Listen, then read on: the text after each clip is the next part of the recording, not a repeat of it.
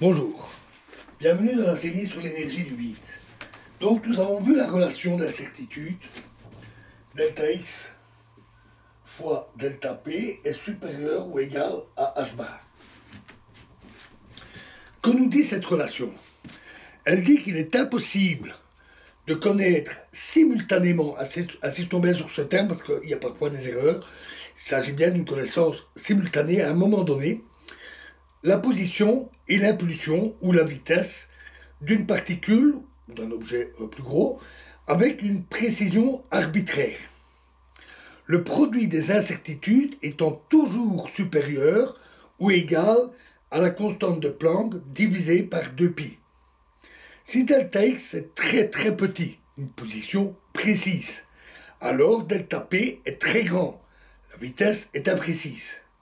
Et inversement, d'où le nom de principe d'incertitude.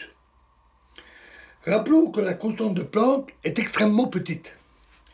Donc delta x et delta v peuvent être beaucoup plus petits que la précision dont nous avons l'habitude à notre échelle humaine. Ce n'est qu'à l'échelle des atomes que cette imprécision devient importante. Pour le vérifier, vous pouvez aller prendre la valeur de la constante de Planck sur Internet, la masse d'objets typiques tels que la masse d'un électron ou la masse d'une pomme de terre,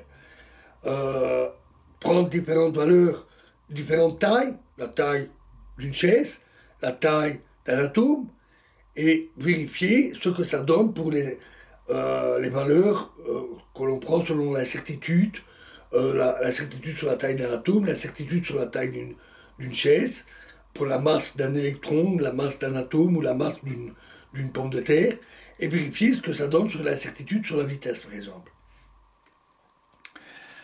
Et vous verrez que ce n'est qu'à l'échelle des atomes que l'incertitude peut devenir assez importante par rapport à la taille des atomes. Alors que pour des objets de grande taille, ces incertitudes peuvent être négligeables. De plus, dans la relation d'incertitude, ce qui intervient, c'est non pas delta V. Ce qui intervient, c'est delta P. Et delta V est égal à delta P divisé par la masse, puisque P est égal à m fois V. Un électron, c'est extrêmement léger. Donc l'incertitude sur la vitesse peut être grande, très grande, même si delta P est raisonnable. Mais pour un objet beaucoup plus massif, disons une table, delta V devient négligeable et même totalement imperceptible et impossible à mesurer. Les grandes tailles et les grandes masses à notre échelle, comparées aux atomes, masquent ces effets quantiques, ce qui explique que nous avons autour de nous un monde classique et non quantique. Les effets quantiques ne se manifestent qu'à de très petites tailles, telles que les atomes. En utilisant la durée t d'un paquet d'ondes,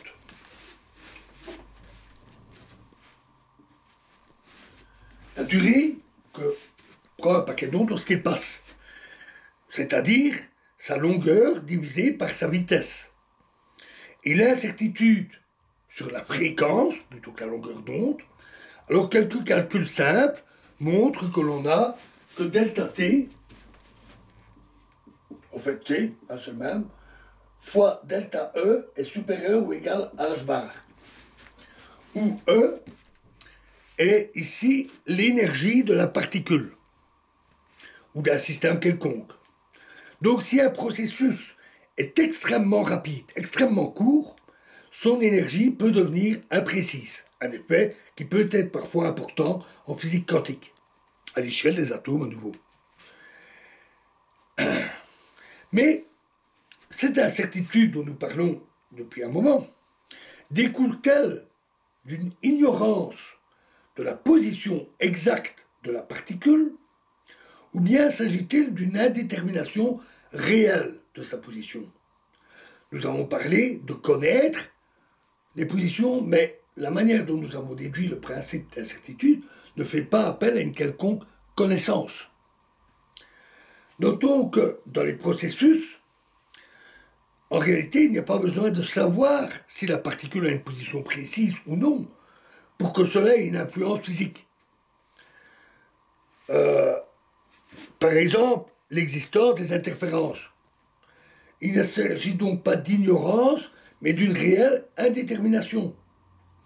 Quand on fait de la physique statistique, c'est la physique des systèmes avec un très grand nombre de particules, de molécules, traitées par les lois des probabilités, la différence est patente, parce qu'on doit traiter de manière différente l'ignorance statistique, c'est-à-dire, par exemple, quand on a un gaz, on ne s'amuse pas à mesurer la position exacte de chaque molécule du gaz, on prend l'ensemble et c'est tout. Et chaque molécule est quelque part dans le paquet. Et l'indétermination, les deux doivent être traités de manière différente. De plus, l'interprétation ondulatoire que nous avons vue montre qu'il y a réellement une position indéterminée. L'incertitude est intrinsèque. Mais ce caractère indéterminé est tout de suite moins mystérieux avec des ondes, puisque celles-ci sont naturellement dispersées. C'est pourquoi le principe d'incertitude, qui est son nom original, on lui préfère en général plutôt le nom de principe d'indétermination. Voilà, et nous verrons la suite dans la prochaine vidéo. Je vous remercie.